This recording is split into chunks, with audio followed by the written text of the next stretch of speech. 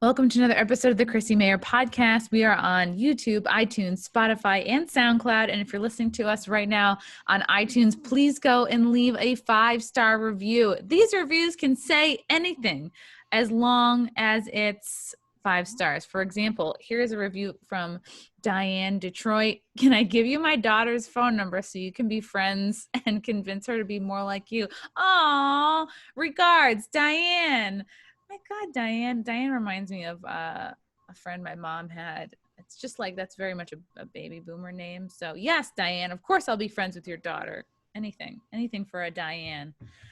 Also very excited to talk about Silk City hot sauce. Guys, add some flavor to your life. If you're feeling like you need some pep in your step, some zest, some fun at home, get onto Silk City hot sauce. Use the promo code CMP. You're gonna get 15% off your whole order.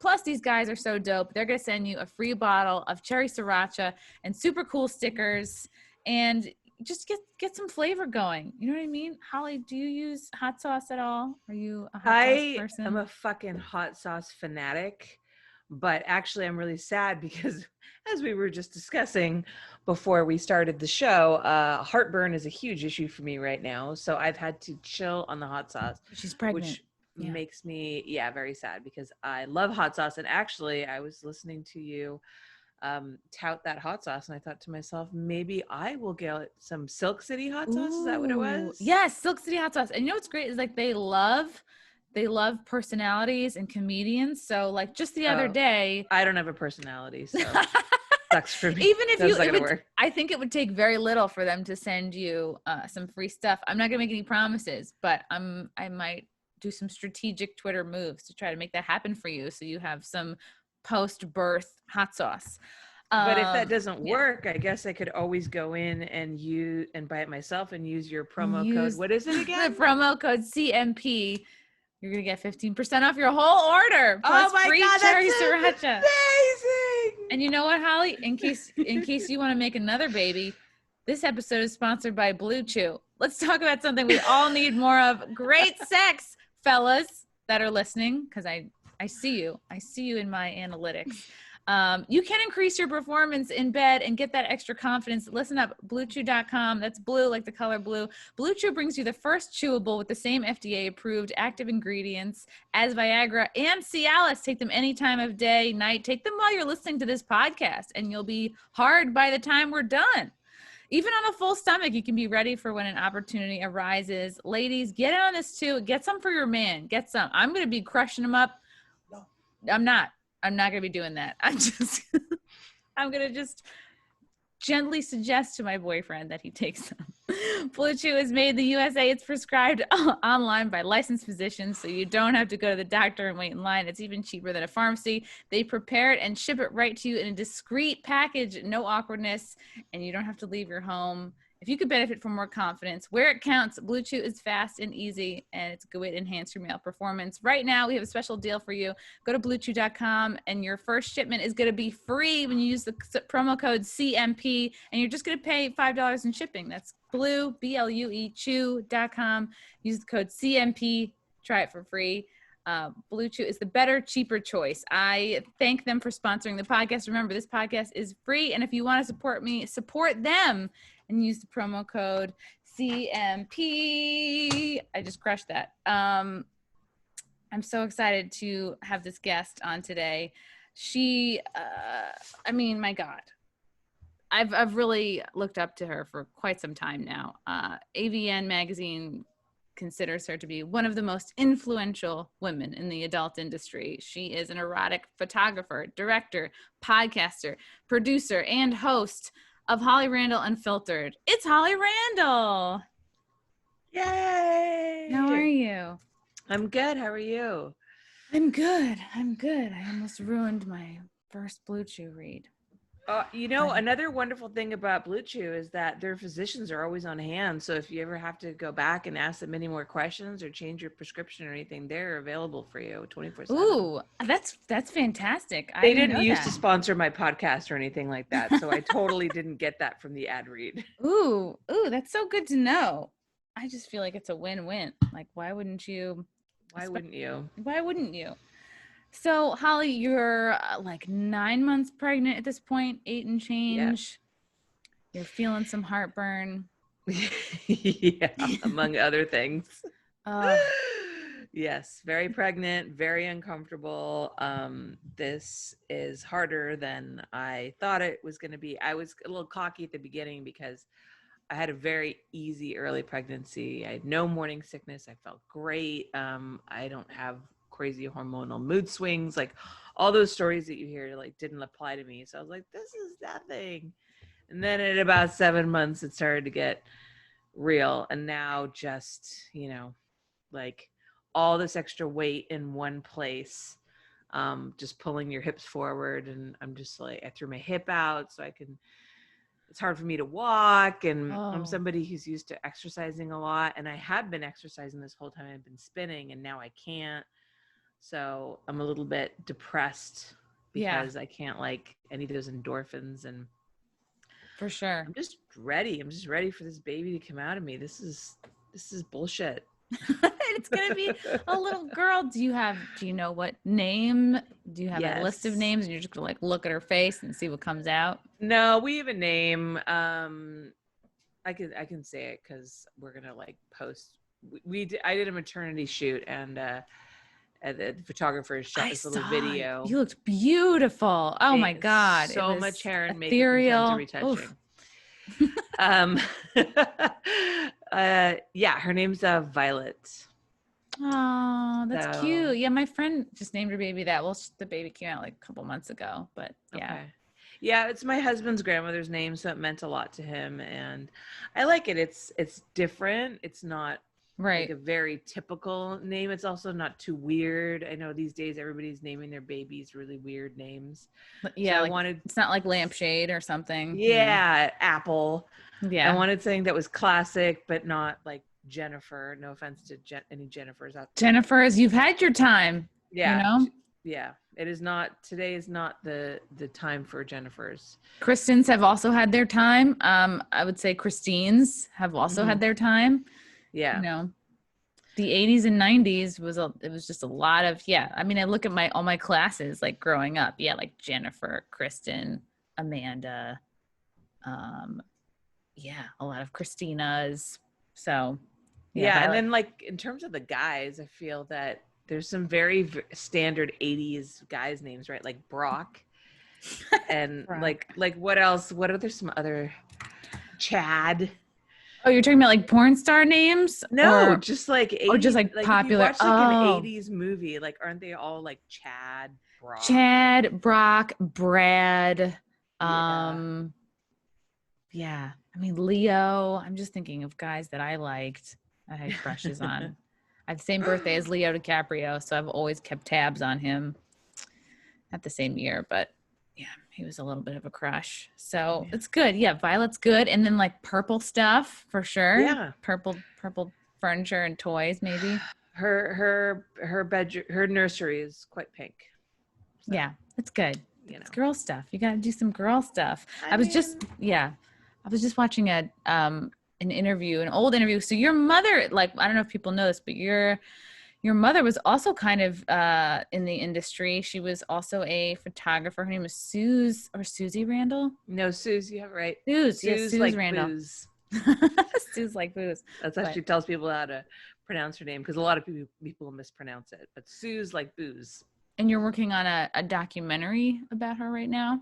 Yeah, it's something that I've wanted to do for a long time. I think my mom has a really fascinating story. My parents in general, my dad and my mom have been together for 50 years. Wow. So yeah, I always wanted to do her story, but I always kind of had trouble like figuring out exactly like what the arc of the story was and the narrative of the story was, and how to kind of put it all together. And I think I came up with an idea. So I shot a sizzle reel for it, which is, for those of you who don't know, it's like a reel that's like a couple of minutes that you use to kind of pitch your show to people who might be interested in financing it, or a network that might want to run it. And so I shot about 2 days worth. I shot interviews, obviously with my parents, A little bit with me, though. I won't lie. I plan on going back and reshooting a longer interview when I'm not 200 pounds or 198 to be exact, because that's how much I weigh right now. You don't look it, girl. Thank you. But it is a soul crushing number to see on that fucking I scale. can't believe it. Because you're not, how tall are you? 5'7". Yeah, you're not like super tall. No, I'm not super tall. So I put on like 45 pounds. I've never been a super like light petite person, but like 200 pounds. Yeah, is just same. Me too. It's a lot for me. So I'll probably go back and reshoot my interviews. But I needed something for this sizzle reel.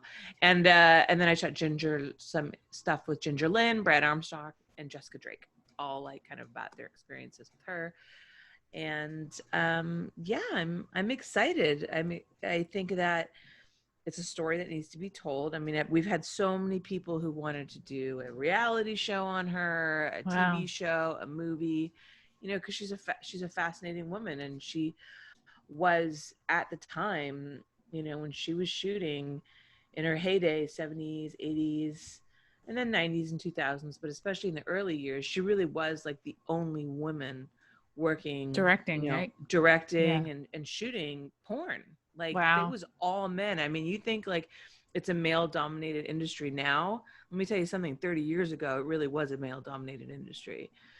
And there was so much misogyny and so much sexism, and she just powered through all of that, you know, like that woman is afraid of nothing. Yeah. And I bet she's got stories. Oof. Oh yeah. Crazy stories, you know, fights with Hugh Hefner and Larry Flint and Bob Guccione, and like, you know, she's got crazy stories. So yeah, I always wanted to do it. And like I said, other people have approached it, but the thing is, my mom is difficult, and she's not going to tell her story to just anybody. So I kind of finally realized that it would probably made more sense for me to tell her story, because I'll be able to get out of her what other people won't. And obviously I'm looking for an executive producer right now. There's somebody I have in mind. I don't want to say yet because we haven't even come close to negotiating anything, and I don't know where exactly I'm going, but you know, I definitely need help putting it together and navigating the documentary world, because it's not a world I'm familiar with, but I feel like this is something I can do, and I'm really excited about it. So I think that, 2021 is probably when I'm really going to start shooting it. I just wanted to get some footage for now, and then obviously have the baby, which is going to take up a little bit of my time for the next few months. A little bit of baby time. A little bit of my time. And then 2021 really kind of look at like, okay, where am I going to go with this, and how am I going to produce this, and that kind of thing. So yeah. And it's like, it's interesting that you mentioned, because you know your mom so well, but it's also like your nature. Like ever since I started doing my podcast, I would always watch you and be super inspired. Like you have just like a naturally empathetic, nurturing type nature. And I really feel like you're a true, like real voice for these porn stars that you interview through doing the podcast. Because I've just noticed, like, just over the last couple of years, as I've been involved with like Compound Media, and I went to AVN this past January, like when I was brand new and starting to do interviews, I just noticed a lot of, I think I might have been the only female interviewer I saw just on the floor walking around. What I did see a lot of are like these guy interviewers, and I don't want to say that they're all sketchy, but I saw and met enough to say that some of them definitely are sketchy, and I feel like are just in it because they're trying to get laid, and they're trying to get close to these girls.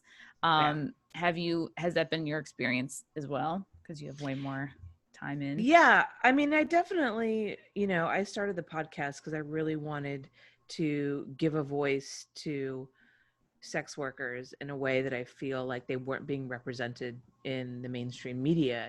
I would see these documentaries and these news reports and, books, articles, whatever, from these people, and they're always like, everybody comes at the industry with an angle, because almost everybody sees porn in a negative light, and so they're like, okay, let's look for the angle of the victim and how it damages people and how it ruins people's lives. And I was like, okay, yes, there's that side to it. I think there's that side to every entertainment industry, but there's also like a completely different side that you never see. And this is the side that I see, You know, I've been working in the adult entertainment industry for 22 years now. Wow. And then I also grew up around it because of my mom. So for me, you know, I've met some of the most wonderful, intelligent, articulate, inspiring, funny, hilarious people in the adult industry, like really wonderful people. And I was like, I want the world to see these people as I see them, you know, for who they really are and not the character that they play in movies, you know, because yes, obviously porn stars have a very sexual side to them. That's why they're in the industry, one would hope, but they're also like all human beings, they're multifaceted. They're many different things. And so I wanted people to see them as human beings. And so that's really what kind of was my motivation for starting my podcast. And the response has just been like, was really surprising and really positive. And it's really the best thing I feel like I've ever done. Yeah, you've been crushing it for sure. And like, and even when you were, you know, it's not like you were just a photographer. You were like behind the camera. You said that you've been like, you were moving furniture, you were doing styling, like you really know all aspects of it. And you have a unique perspective there, like for sure. Well, working in the adult industry, because our budgets aren't big like mainstream, like you have to be able to do multiple things. So you can never like just be the director. You have to also be the producer. And I tend to be a very hands-on person. So I always taught myself how to do everything. You know, I started off as a photographer. I taught myself how to shoot video.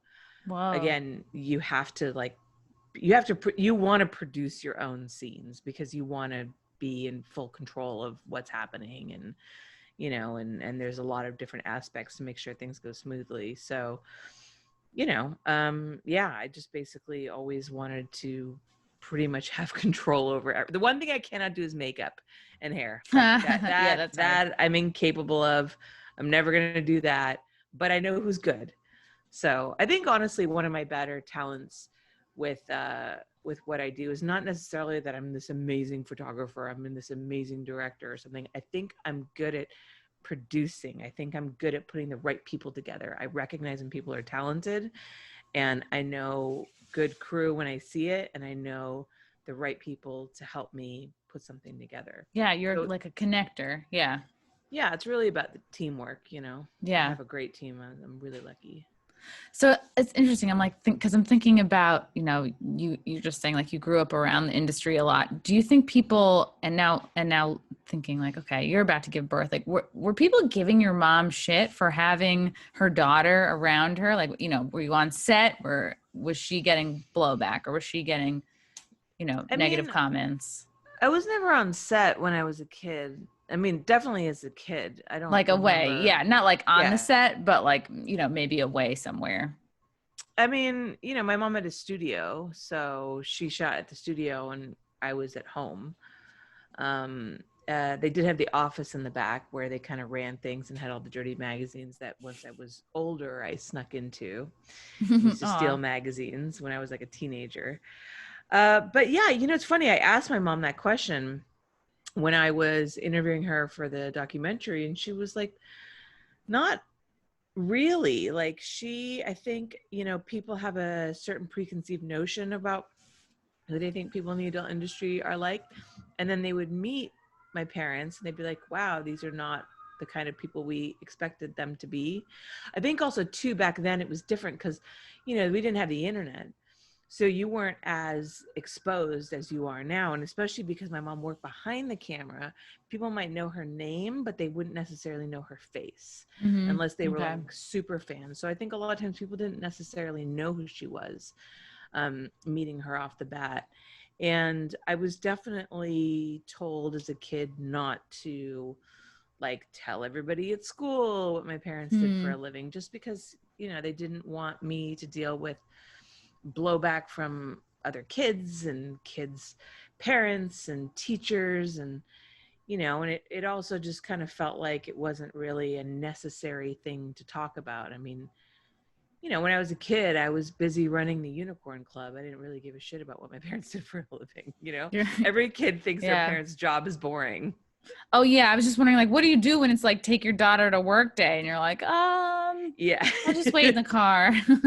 Yeah, we didn't do that. I do remember specifically there being an assignment at school where we had to write about what our moms did for a living.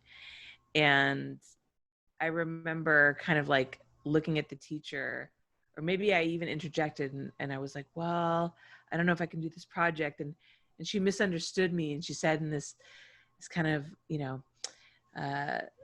this way where she was like, oh, don't worry. Even if your mom was a housewife, she still has a very responsible job and just, talk about what she does every day to like take care of your family. I'm like, no, that's not what I meant. Yeah. So That's I so came great home. though. Like that's your out. Be like, okay, yeah, she does do a lot of laundry. Yeah. Yeah. She is around a lot of sticky sheets.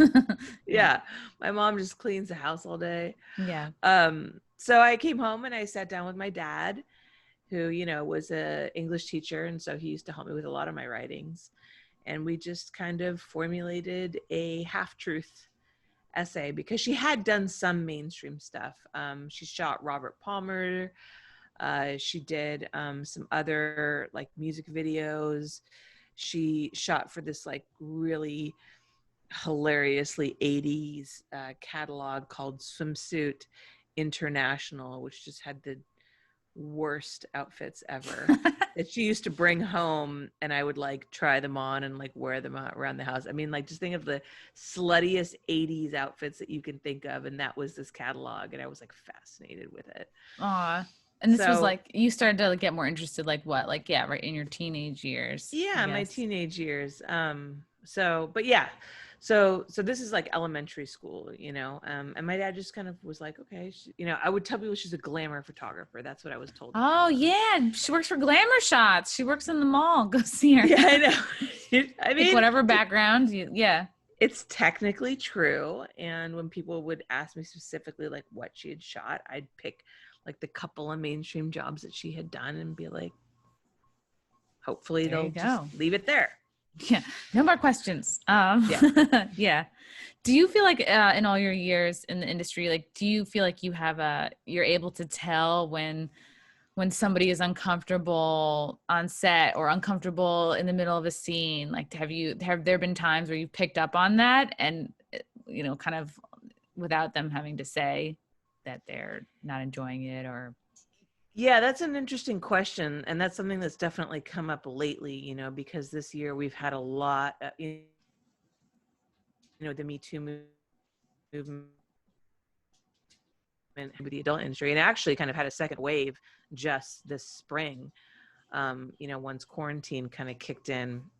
Wow. So yeah, I mean, as a woman, I think I always felt that I could sense when girls specifically were uncomfortable and didn't want to do something. But, you can never totally tell.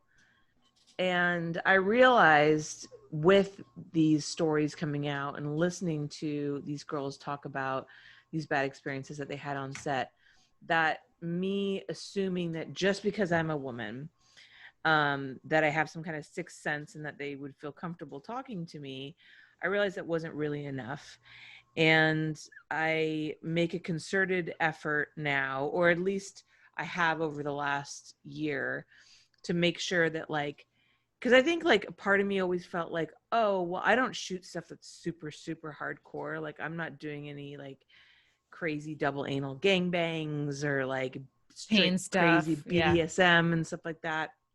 So, they're pretty vanilla scenes. And so, they would naturally be fine with what we're doing, but that's really not taking into account everybody's different experiences.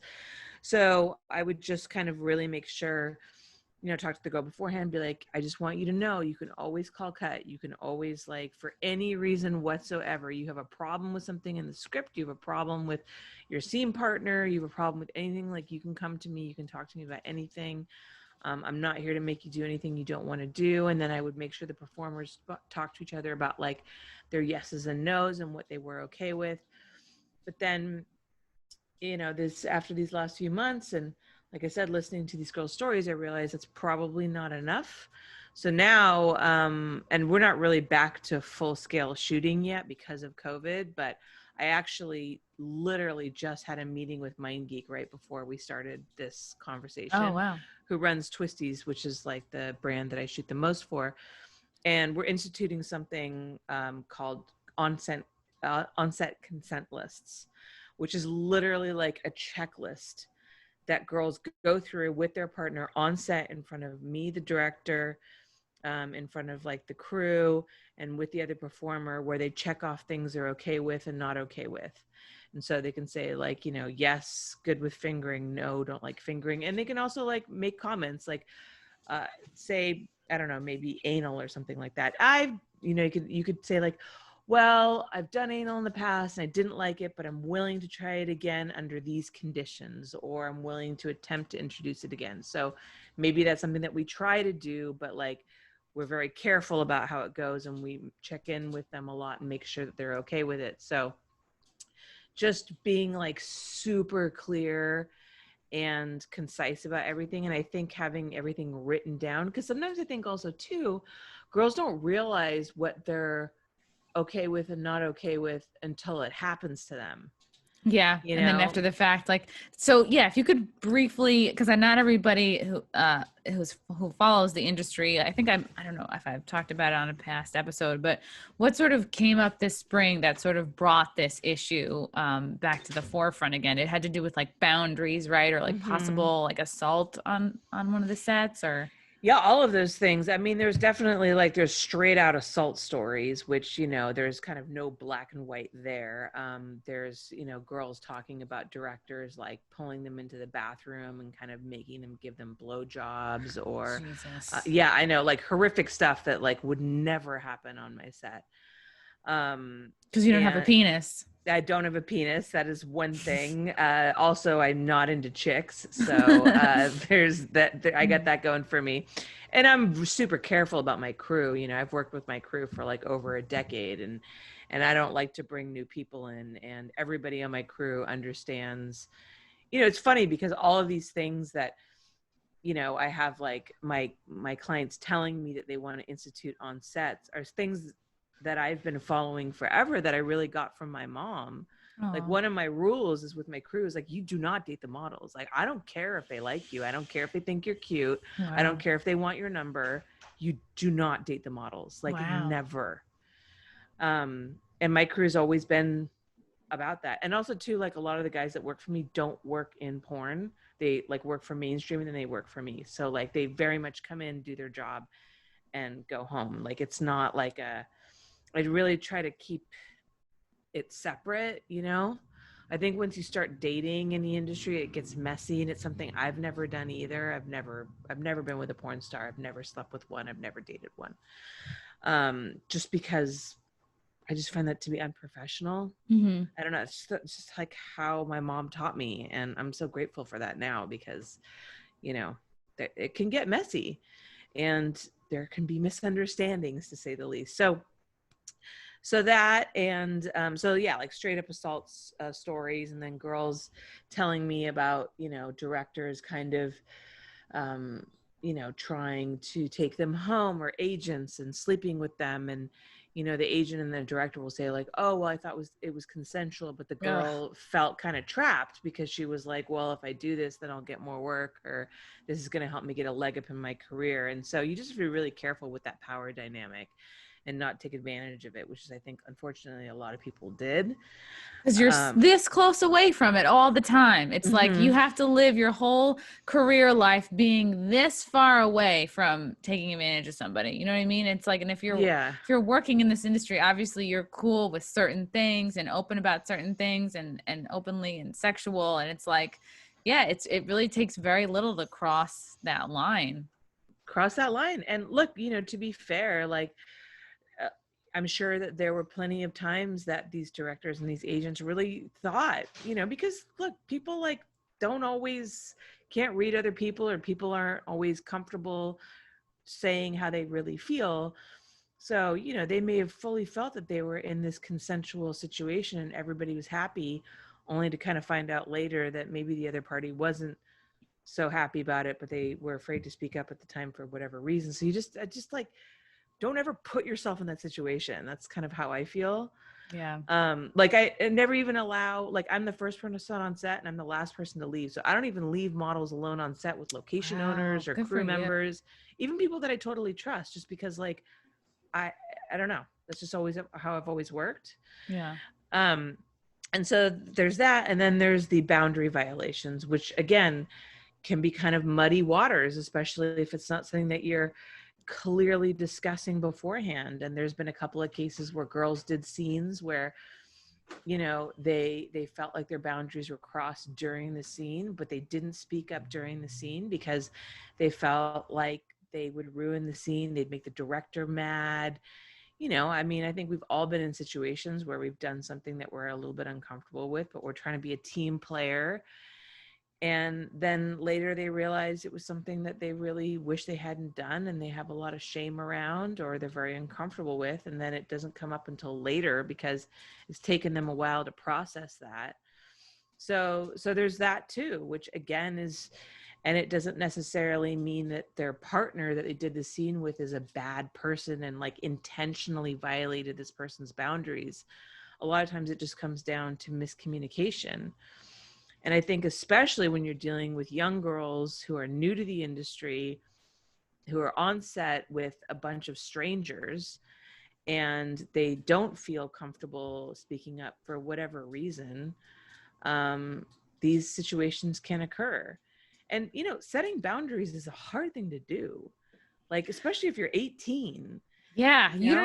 You're not even setting boundaries in your regular waking life. No, You know, I with, have a problem setting boundaries and I'm 42. yeah, me too. Yeah. So I could totally understand how that could happen. So that's why I just think it's incredibly important. And it's our responsibility as directors to really cultivate a culture on set where girls feel comfortable and where we're like overtly explicit about discussing boundaries and yeses and nos, and making sure that they understand that, you know, they are in complete control of the scene, that they're not going to get like sent home if they don't want to Yeah. do something, that they're still going to like make money. And also to just making sure that they understand the scenario before they arrive to set, because there's also Yeah. those situations where like girls don't get a script until they get to set and they're like, I don't want to do this. Whoa. Yeah. Cause I You wonder like know? how much is scripted versus can be improvised.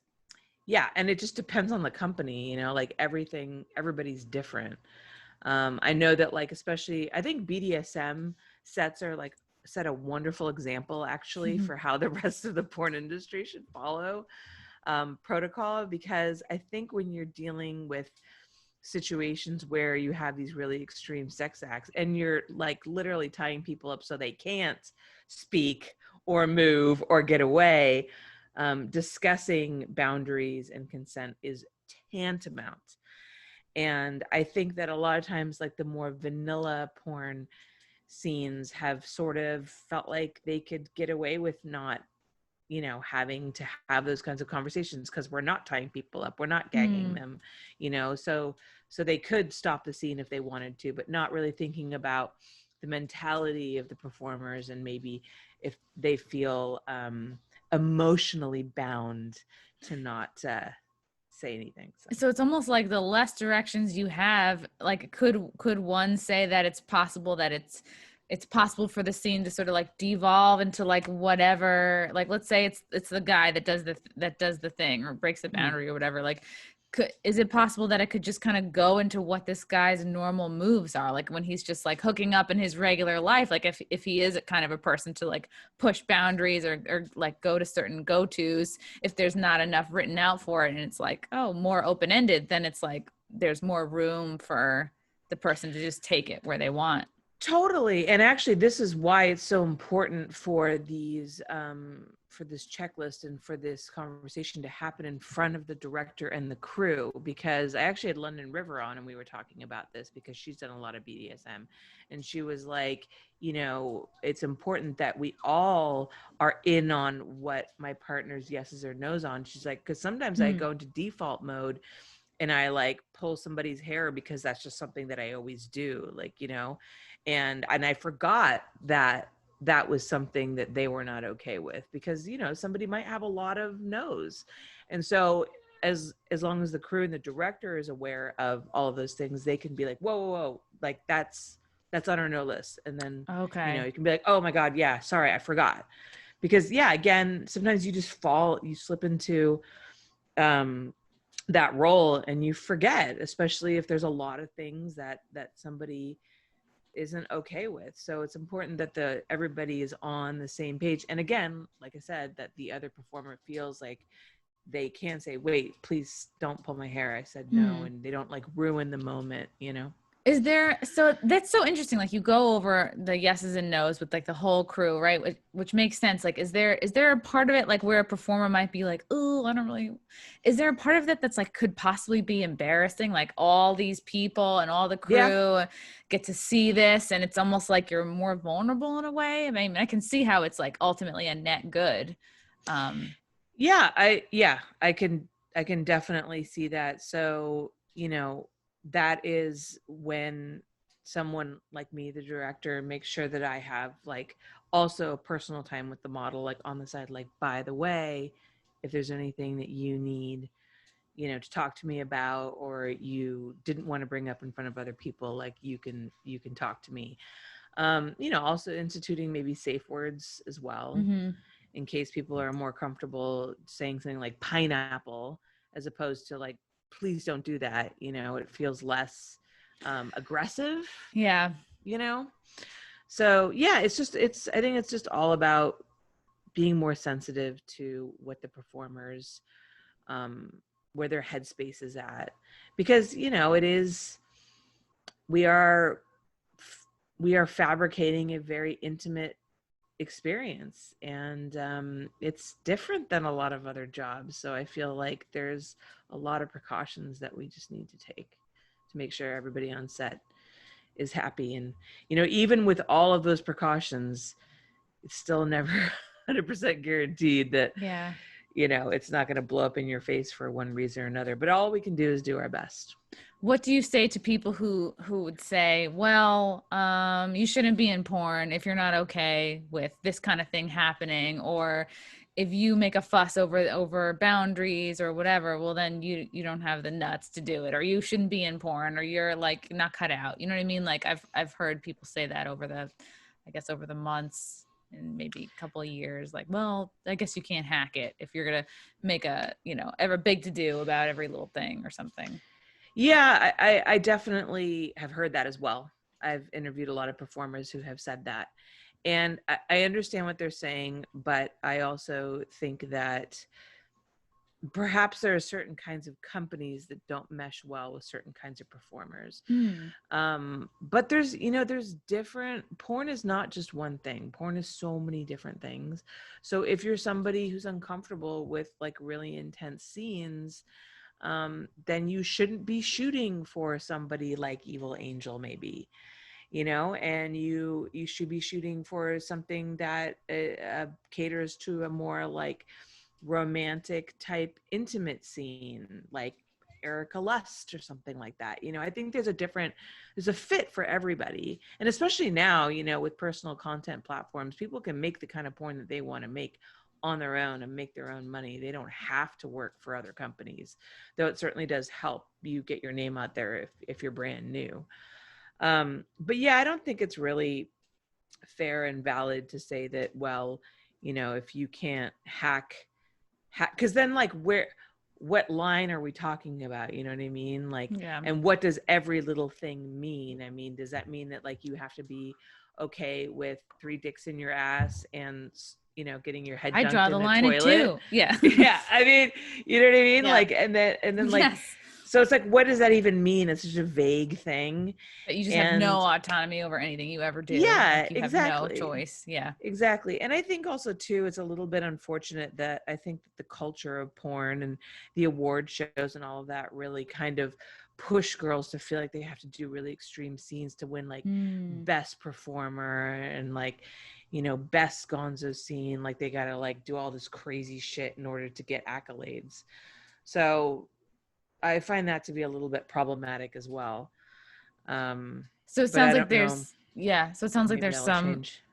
competition? Like, are they feeling more like the competition, like within themselves? Like, I gotta do everything I can to win this award. Or is it almost like the pressure is because you feel competition with like your peers and your, the other girls in your like category, or, I think it's probably a little bit of both, but I think definitely people, look at, I mean, if you look at the girls who win like female performer of the year and that kind of thing, like they do some pretty crazy shit to get that award.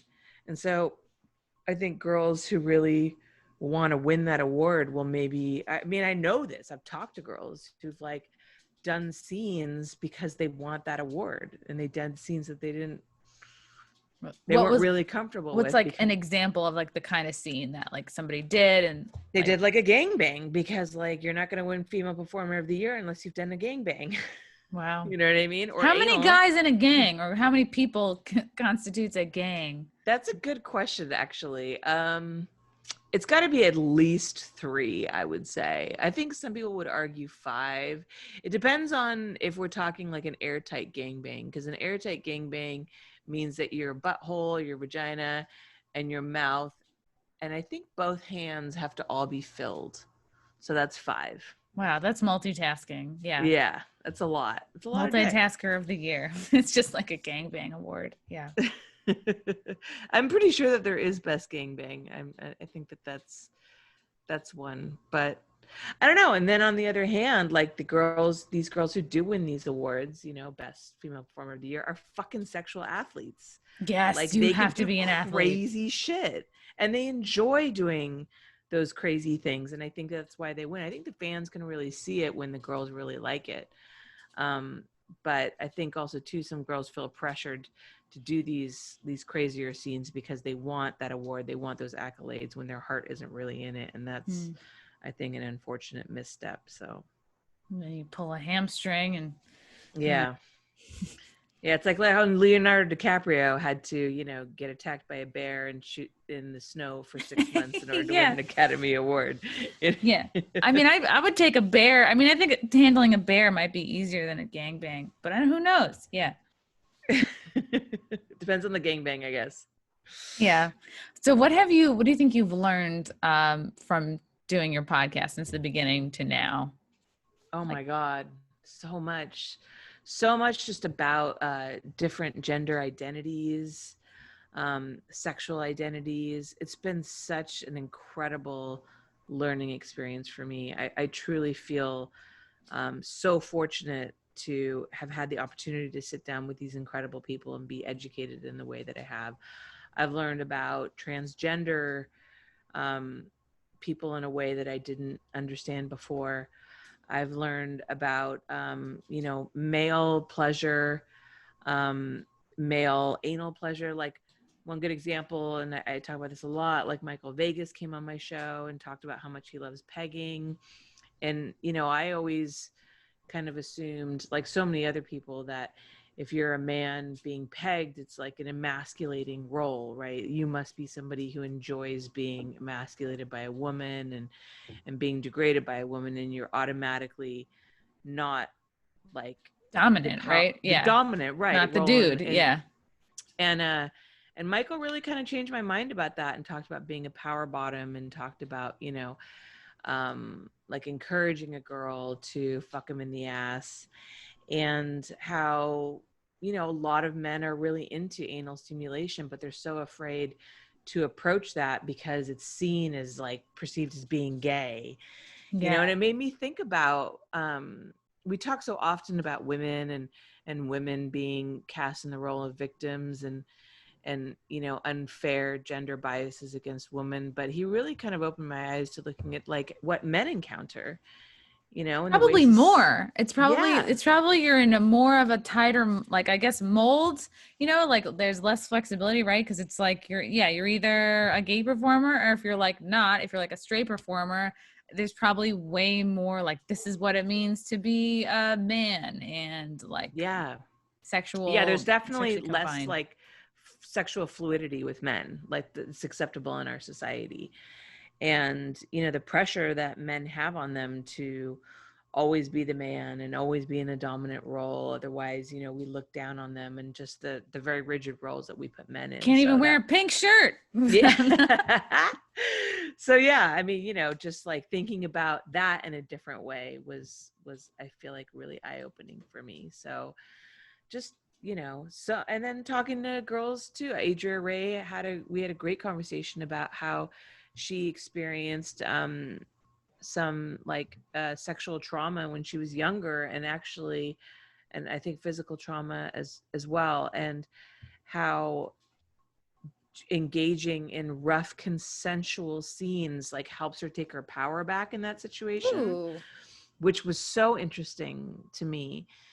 And where she was being dominant or submissive, or did it not matter? Where she was being submissive, where she like was having this kind of aggressive rough sex that I think something similar had happened to her like in a traumatic way when she was younger, but kind of replaying that now in a safe environment and a consensual. Yeah, you're reframing that experience, so then you have power over that. And that's really smart. Yeah, it's like if you're afraid of heights and something traumatic happened to you, like find a way to get up there again so that you're not ruled by this one experience. Yeah, that was super interesting. And actually I put that up on my YouTube channel, and there was a comment in there that I thought was also really interesting from an ex-Army vet. And he was saying that how a lot of times Army vets with like PTSD will sometimes play these shooter games.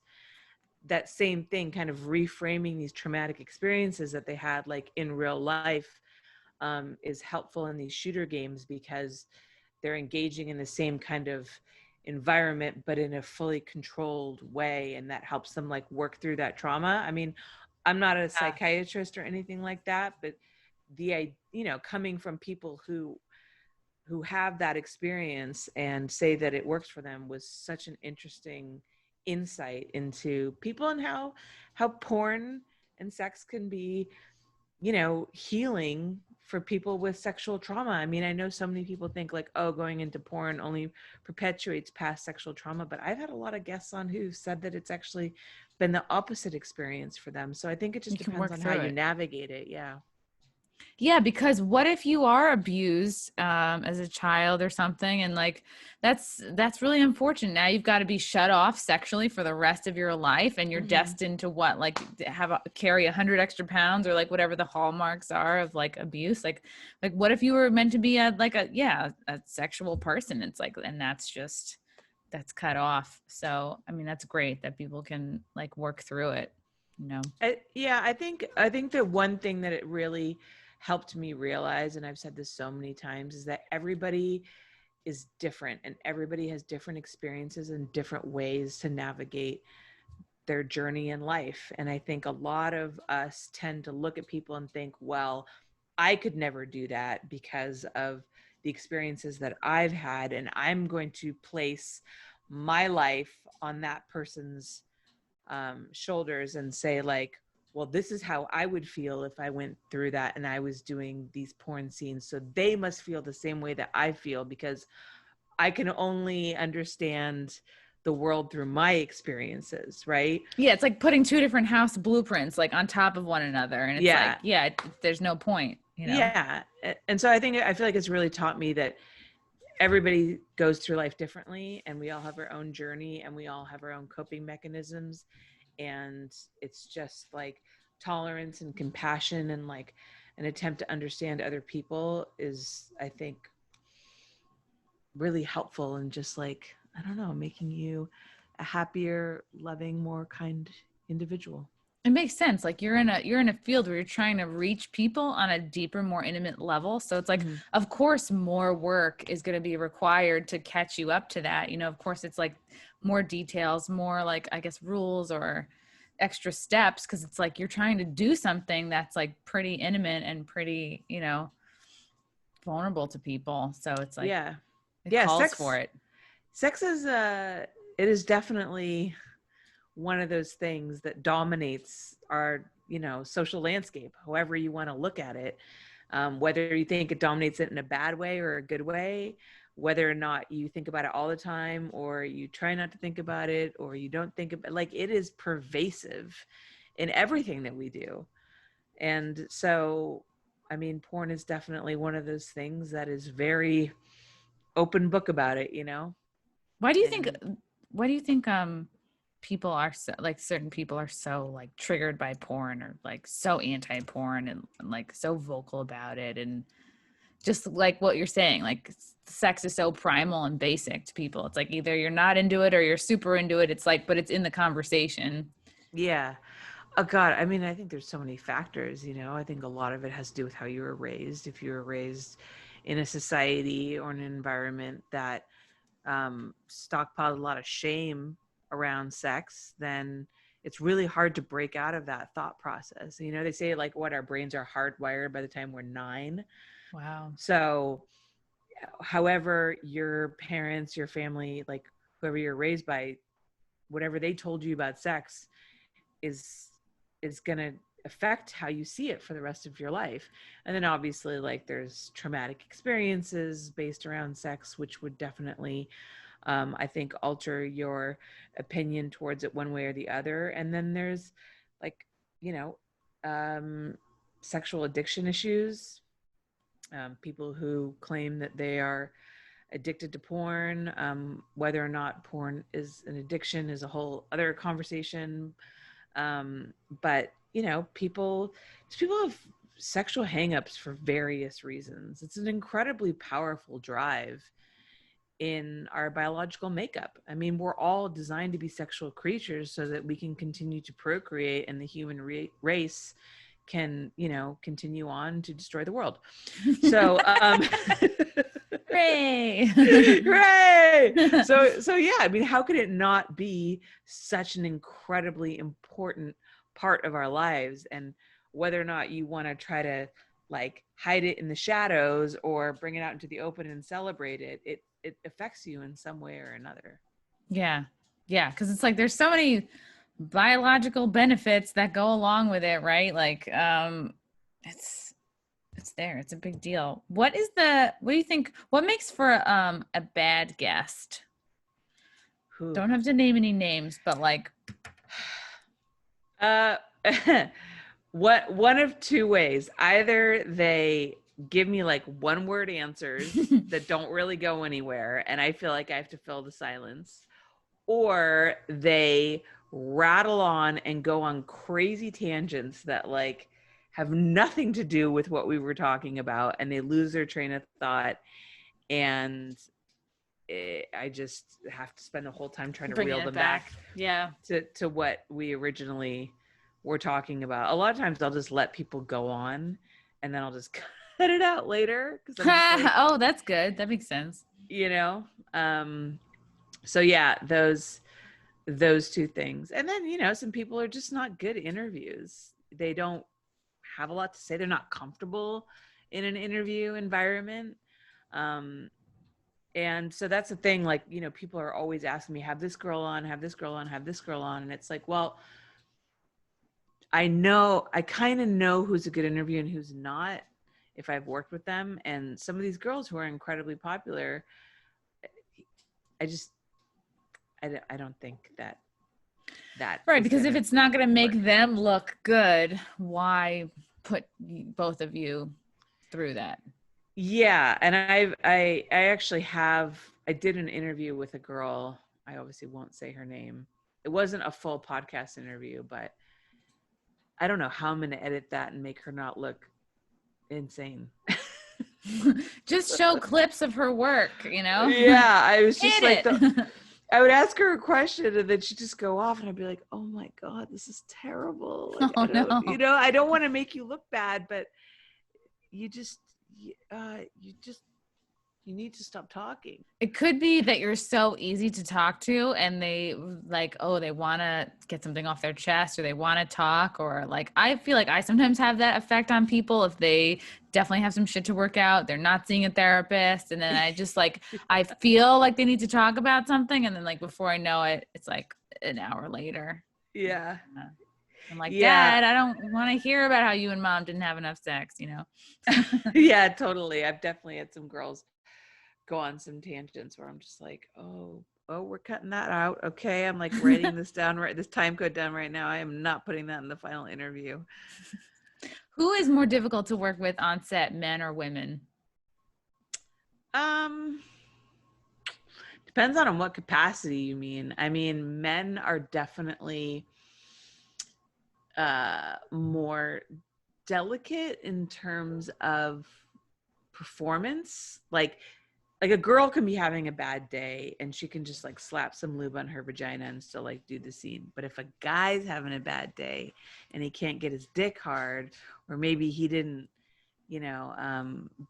order his Blue Chew and use promo code CMP.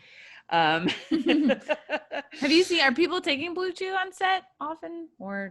Yeah, I have guys that sometimes will say to me like, hey, can you let me know 30 minutes before the scene? Well, I know when they say to me, can you let me know like 30 minutes before the scene? I know what that means. And sometimes literally guys will say to me like, here's my pill. Like I need to take this, 30 minutes before the scene. Like they need to be like super honest with you. I'm like, it's cool, dude. Like that is cool. And that probably takes whatever a you gotta do. You probably aren't like, hey, everybody, remind me, Yeah. Remind this guy he needs to take his Blue Chew because he can't get his dick hard on his own.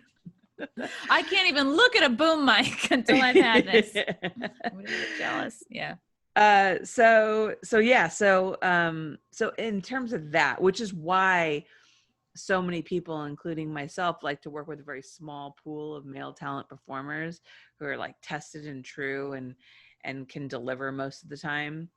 I hate working with new guys. Like I know everyone's new at some point, but like, do you think a lot of guys get in the business because they're like, I'm just gonna get my dick sucked, Yeah, like they sneak in because they just want to have sex with like the hottest girls. That's the thing. So like, so many guys will I mean, I can't tell you how many DMs I get about like, I want to get in the business. God, like I can't imagine. Time. And the thing that most guys don't understand, and this is one thing that I ask a lot of male performers when I have them on, and they tell me what their first experience is. You don't get to usually like come in and do your first scene with Angela White.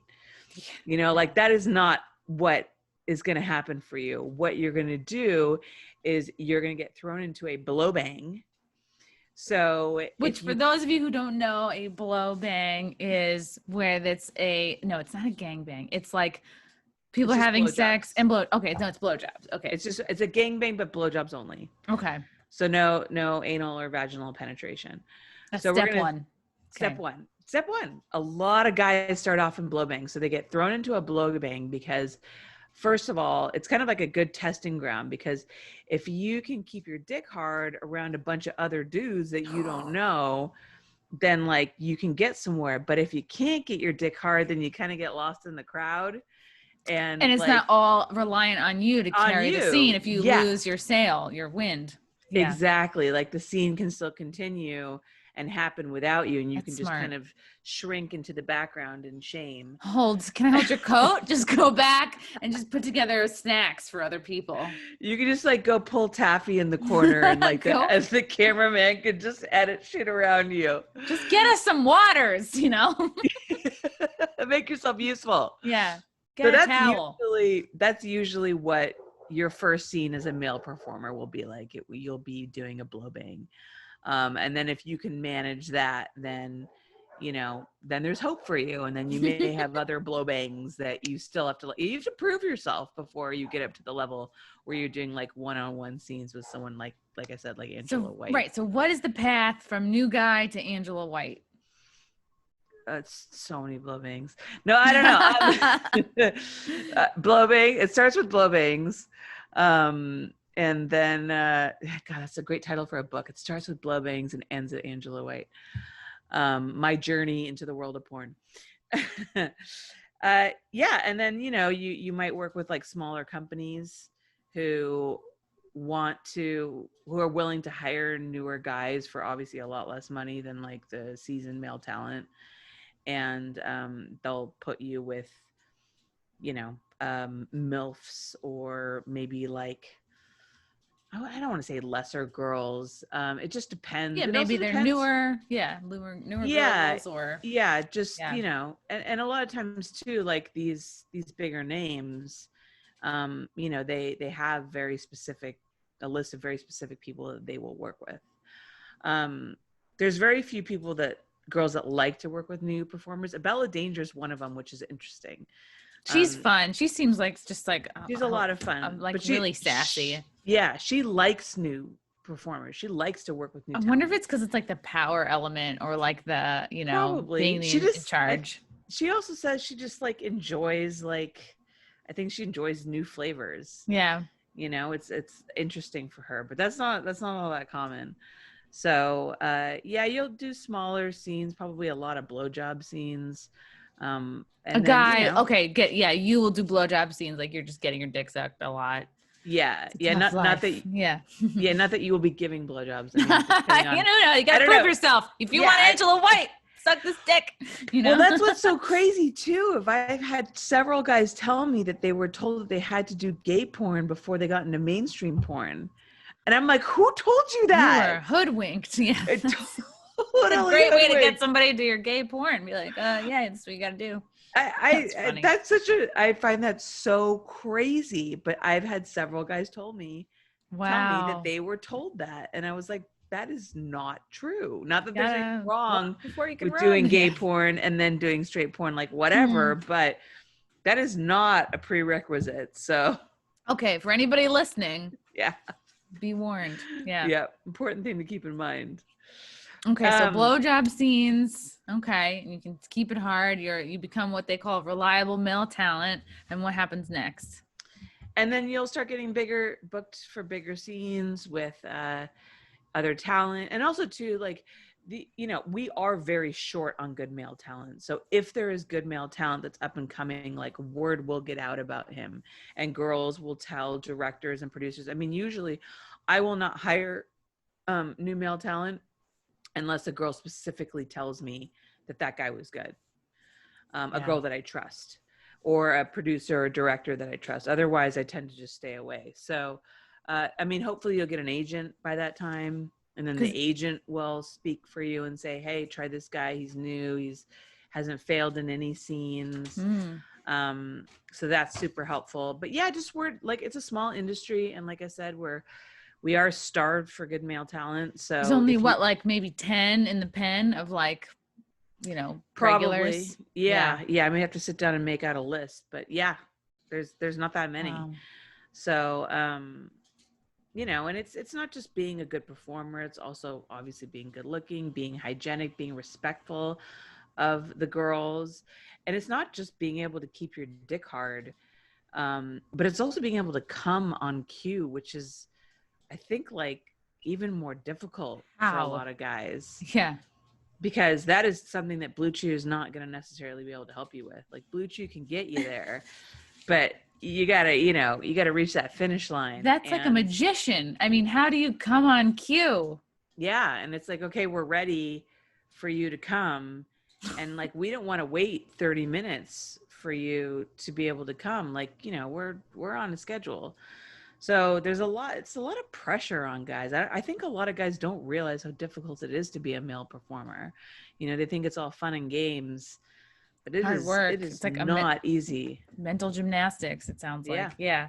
Is gay for pay real? Like, or does a man have to be bisexual to do gay porn, and the same for women? Like, does any of that matter? It's so weird. So there's such a huge divide in the industry between the straight industry and the gay industry. Like, I don't know a lot about the gay male porn industry. I've had a couple of gay male porn stars on, but generally they're very separate. So I don't really know how that works in the gay community. Right, because like there's the Gavian. There's Gavian, right, which is separate from Avian. From Avian. So I don't really know how accurate the gay for pay scenes are. They're probably not that accurate. They're probably faked. I mean, a lot of things in porn are faked. So, but in terms of girls, because of course, for some reason, like girl is not gay. It's still straight porn. It's just college. It's just college. Yeah, exactly. So It's just called having a really good babysitter. Yeah. so yeah, in those cases, there's definitely girls who are not into girls who do girls because it's considered like less stigmatized than doing guys. Like a lot of girls will start off maybe doing solo and then they'll do girl and then they'll go boy girl. You know, they won't, or they'll only do girl like their whole career and they won't do boy girl. There's some kind of weird thing about like how society sees you. If like, oh, you only shoot girl, it's not that big of a deal. But once you shoot boy girl, it's like, oh my God. That's so So strange. Like, why is that? Because like a girl can put a strap on. I mean, like there can be as much penetration, aggression, like, you know. I don't know. I think it's like, I don't know.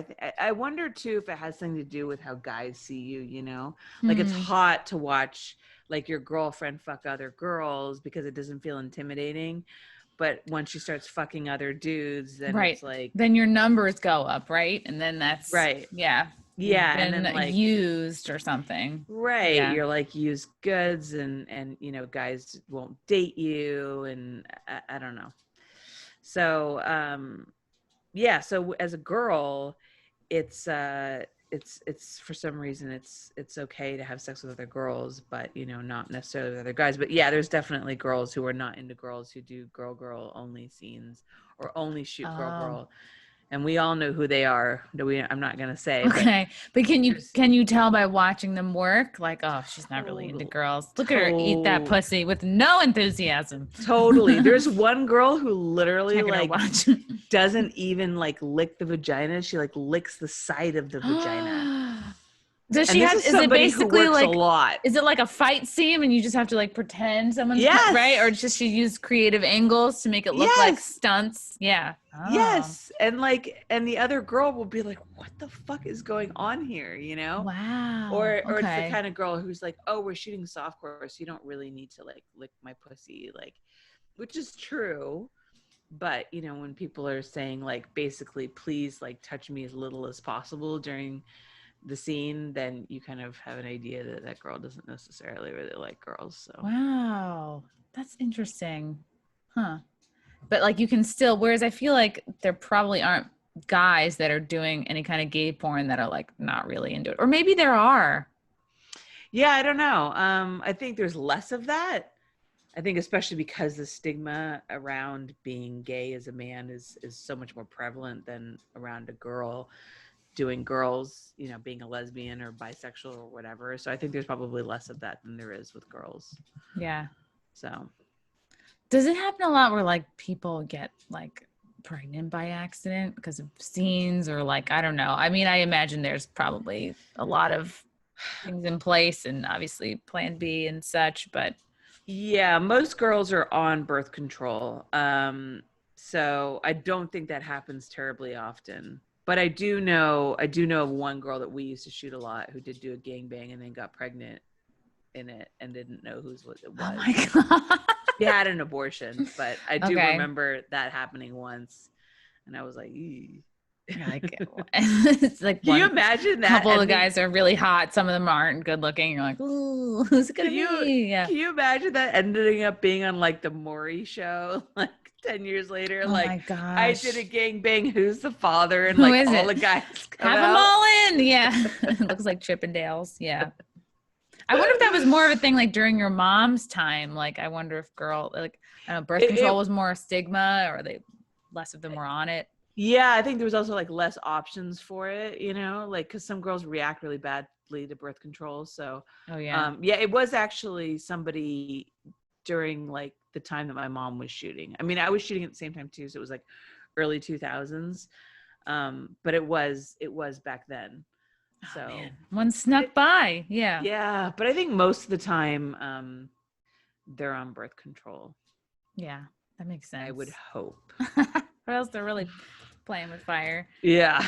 What do you think the effects of OnlyFans, the crazy runaway success of OnlyFans, what do you think the effect of that will be on production studios as things, you know, are definitely opening up more? Before I answer that question, my computer's about to die. Can I plug it in real quick? Yes, of course. Okay, hold on one second. I'm so sorry. That's okay. Let's see if I can pause this. Okay, so yes, there's been a lot of some drama around OnlyFans, the Bella Thorne thing. I talked about that on a previous episode with Jaden Cole and a couple of other girls, and they were like, "Well, the Bella Thorne thing really just kind of brought up issues that were already there, but she made them kind of more mainstream, I guess." But I've also been hearing, like, I talked to Val Dodds. She was on another show I did, and she was like, "Yeah, everyone, it's hard to get like mainstream talent because everyone's just home doing their OnlyFans." Mhm. And so, what do you think the effect of OnlyFans is going to be on like these larger production studios trying to get people?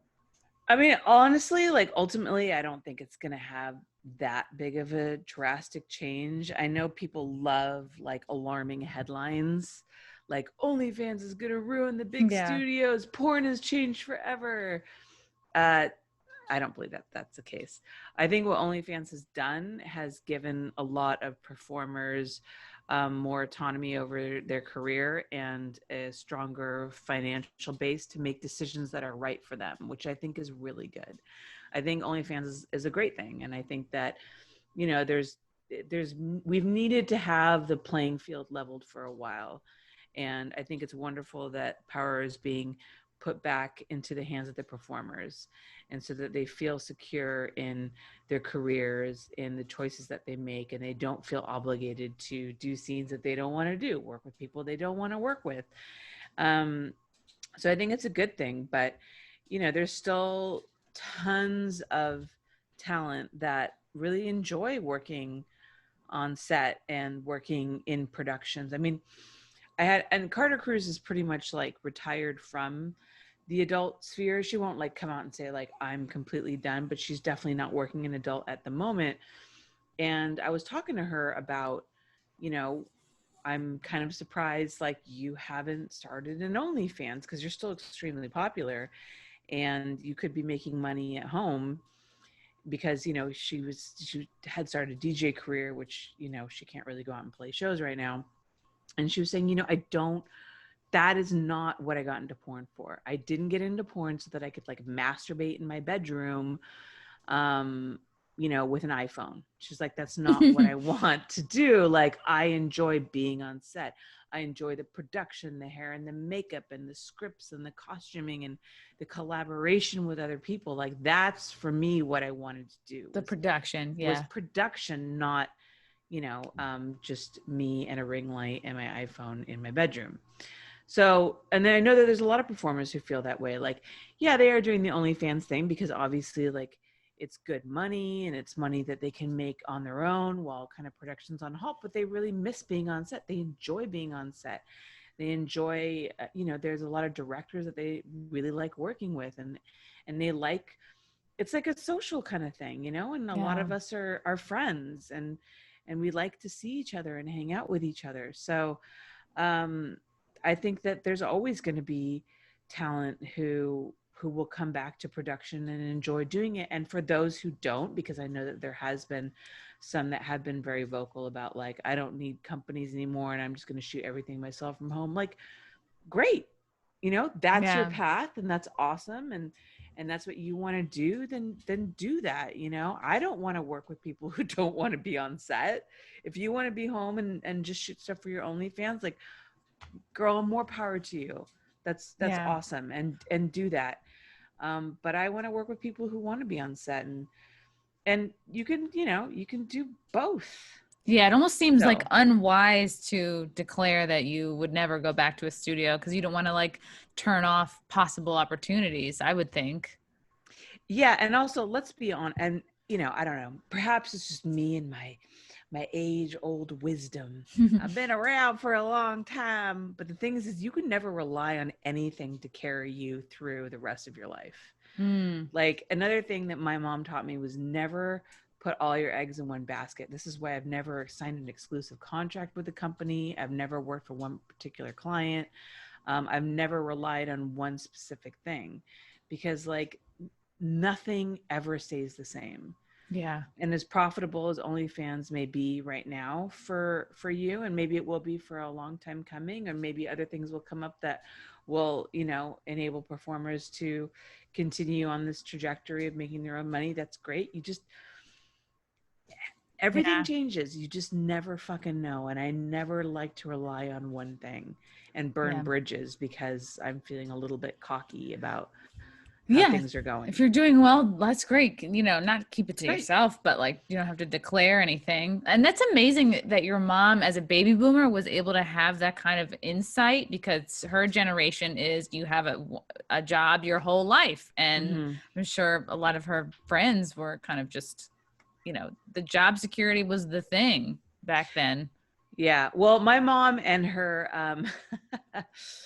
her confrontational personality made sure that she was never secured any job. I mean, she got kicked out of Playboy, and then she fell out with Larry Flint at Hustler. So like and actually in the end, it ended up being the best thing for her, because unlike so many other photographers who worked, like, you know, say like Arnie Freytag worked for Playboy almost his whole career, you know, and did extremely well and then things changed. Everybody knows things have changed at Playboy. I mean, the magazine is gone.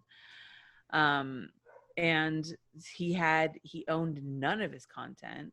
Oh, wow. So once that was gone, there wasn't like necessarily other things that he could do. Tommy, we're not playing ball right now. Sorry. Your dog? Oh. Yeah. Or you have two dogs, Well, right? he's not my dog. He's technically my brother's dog, who lives in the guest house behind me, but he actually ran in here to rile up my dog to go outside and bark with him in the backyard, because Bark with him. there are people out there walking around, and, you know. Aw. Anyways, sorry. It's okay. So what the fuck was I saying? Something with your mom. Oh yeah. Playboy's changed. There's no more magazine. Yeah. So basically, so the fact that she would like fall out with all of these people is what made her independent and made her own her content and own the rights to her content. And at the time, before the internet started, what she would do is resell second rights to like foreign magazines and stuff like that. So other like sources of income. But then when the internet came along, she owned all of her content, and then she had this other platform to be able to monetize it on. So it ended up being like the best thing for her. But if she had stayed, say, working at Playboy for the rest of her career, you know, once things changed over there, you know, Hefner died and the magazine stopped publishing and there was like a change of power, she would have nothing. Wow. Yeah. So I think that the fact that she, you know, worked in an environment where like she was freelance and she needed to have that independence is what ended up saving her in the end. So I've always felt the same way. And, you know, you just, like I said, nothing ever stays the same, and there's always new opportunities that will come and present themselves. So why like limit yourself to one thing? Oh, you never know. Always have multiple streams of income. That's like, I feel like even if you have a 9-to-5, like why not, you know, try to do something else. What is the craziest or most extreme or most shocking thing that you've seen on set in all your years? You know, people ask me this question and like I can never think of it off the bat, and then like at other times people will remind me of something that happened to be like, oh my god, I can't believe when that happened. So I mean, honestly, my biggest problems on set have almost always been with the location. Oh, okay. Not the models, but the location or the location owner. That's almost always been my biggest issue. Like I had this, probably one of my worst experiences on set was I was shooting at this beautiful, beautiful place in Woodland Hills. I had like an indoor pool. It was so amazing. And I had actually shot there a long time ago and been busted by the police for not shooting with a permit. So when I finally went back there a couple of years later, I made sure to go and pull a film permit, right? So like I would be fully legit. Nobody could like give me shit. And so So we were renting it from this NBA player, and it was through a location agent, by the way. So I didn't even have direct contact with the owner. So it was this NBA player, and he was like, yeah, no problem. And I was planning to shoot there on a Friday and a Monday.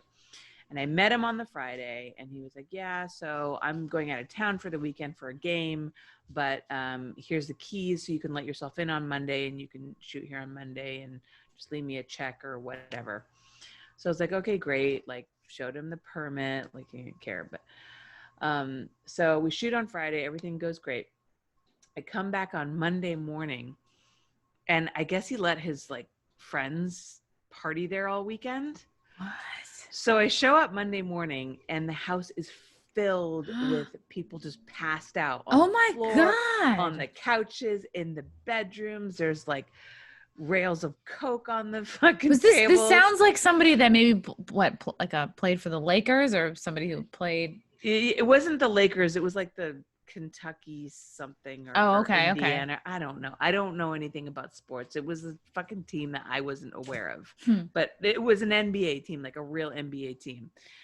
So I have to like go wake all these fucking random people up and like kick them out of the house so that I can shoot. And it's so awkward. You know, be like, hey, sorry, I rented this house out for a porno shoot, so you need to like get your bag of Coke and like put your clothes back on and scoop it back in and leave. So finally I get everybody out, right? How long did that take? Oh, like an hour. It was so awful. And so then we start shooting, and we're shooting just like the pretty girls, which means a girl by herself. And this random dude walks in with this old Persian couple, like just walks in, and I'm like, what? Who the fuck are you? Like, what is going on today? And he's like, who are you? And I'm like, I rented this place for a shoot. He's like, from who?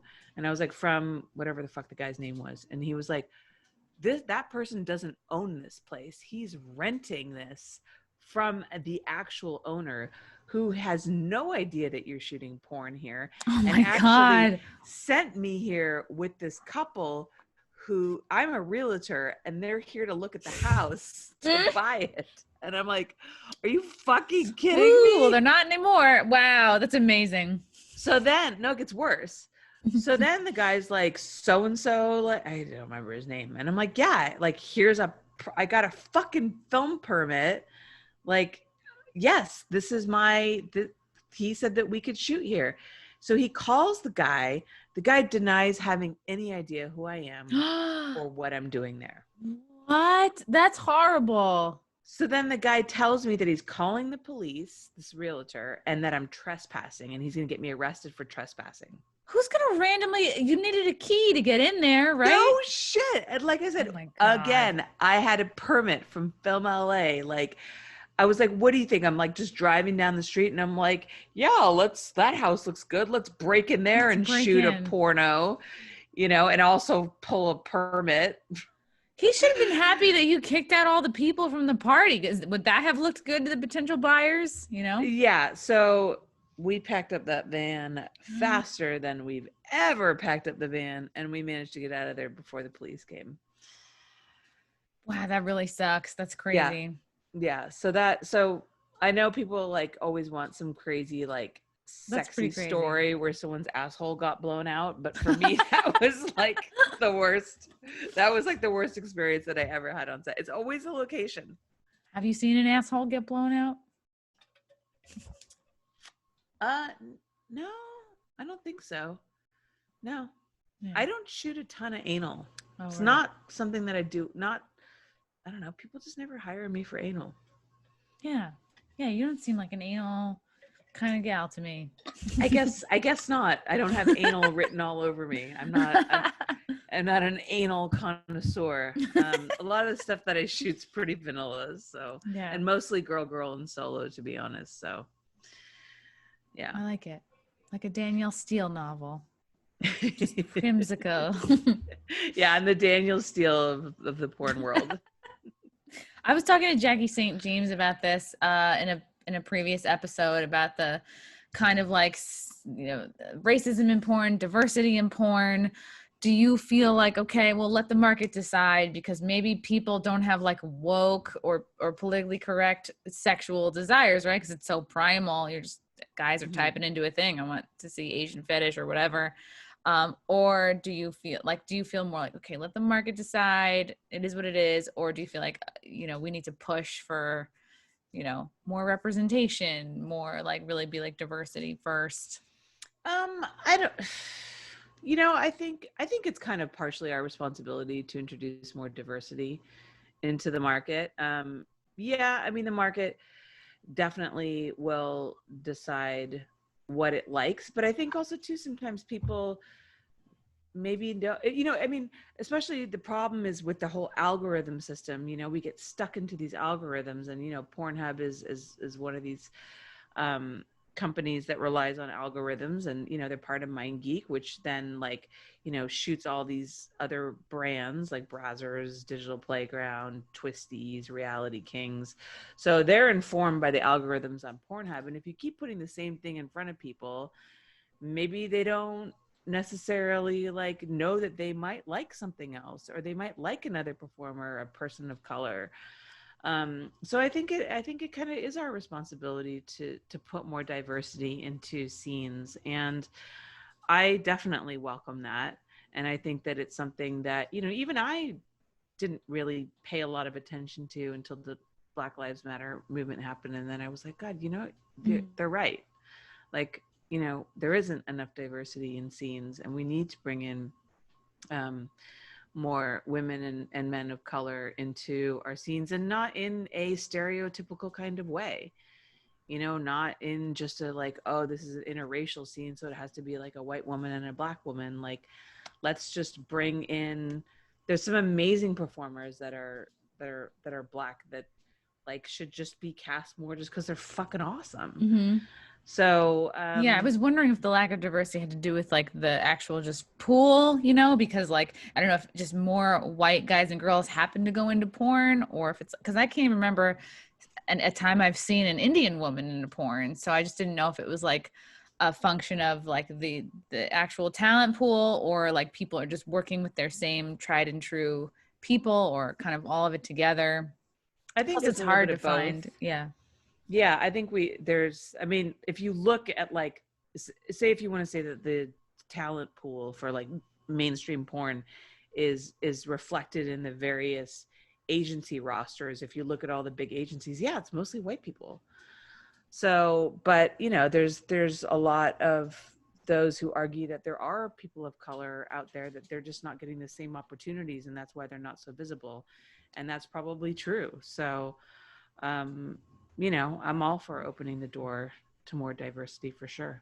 Yeah. And that's where I think something like an OnlyFans, let's say there's hot new, black or people of color, hot up and comers on OnlyFans. And then you can be like, oh, wow, look at them. They're crushing it on here. This is a nice, kind of new pool of people to pick from, Yeah. Yeah. Well, that's the thing too. And also too, I guess that begs the question is how relevant are agents still? You know what I mean? Especially if people are making money on these own personal content platforms, do they really need an agent to shoot for other big companies? And do they even want to shoot for other big companies if they can just create their own content? I don't know. Yeah, that's interesting. Well, we'll see what happens. Yeah, because it seems a hard thing to get into, Yeah. Well, and also too, it's it's such a weird time because we haven't really been able to see, there's been push for more diversity in mainstream porn, right? Ever since the BLM movement, but we haven't really been able to see that come to fruition because COVID has still got everything kind of on hold.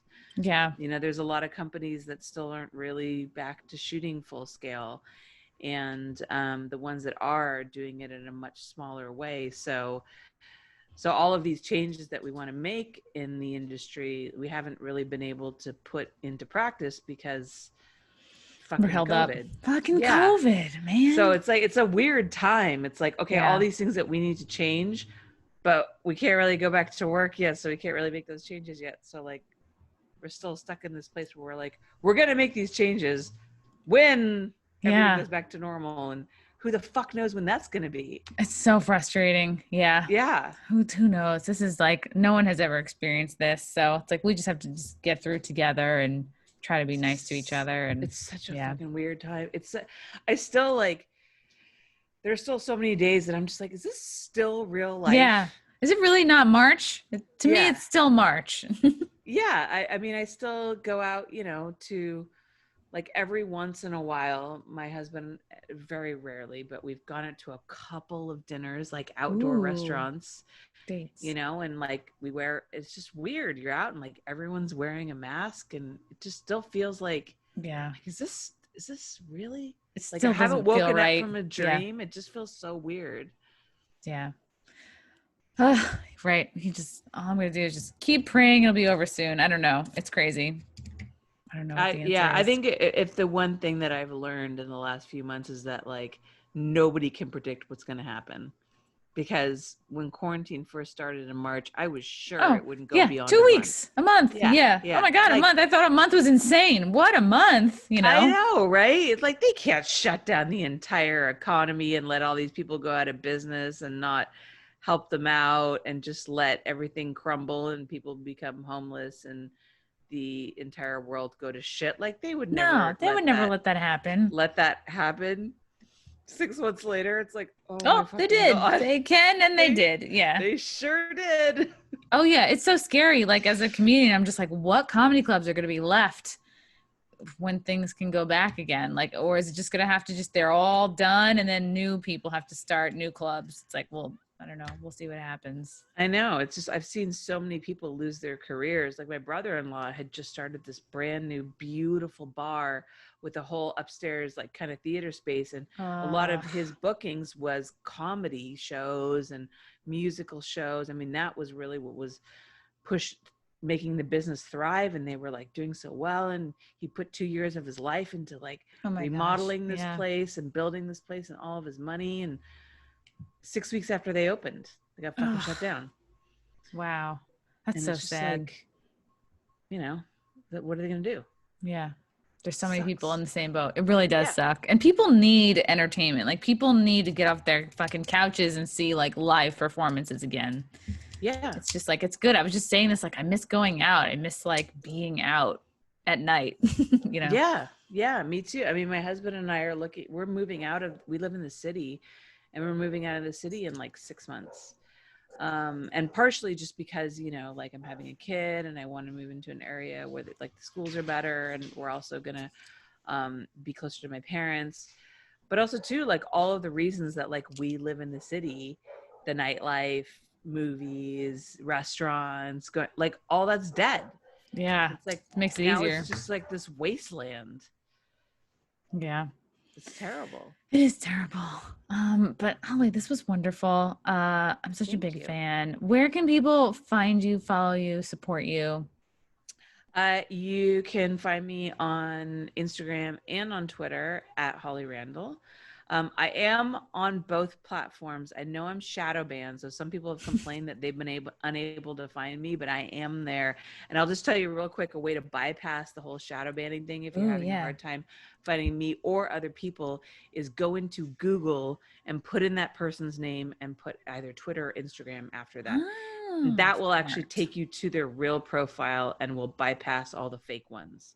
Because sometimes if you try to search in the app, you cannot find that person. It's super annoying. And all these performers with people making fake profiles of them and hitting up people for money and you'll get the fake profiles before you'll get the real profile. So the way to bypass that is you actually have to go into Google, write their name and write the social media. Yeah, see, there I am. That's me. Blue check. Blue check on both. I'm verified on both platforms. And also obviously my podcast, Holly Randall Unfiltered, you can find on any podcast platform, or if you go to YouTube, I'm at youtube.com/Holly Randall Unfiltered. And my Not Safe for Work website is hollyrandall.com. My podcast website is hollyrandallunfiltered.com. I'm just everywhere. You're doing it. I love it. Holly, this was so great. Thank you so much. You. I'll talk to you soon. Okay.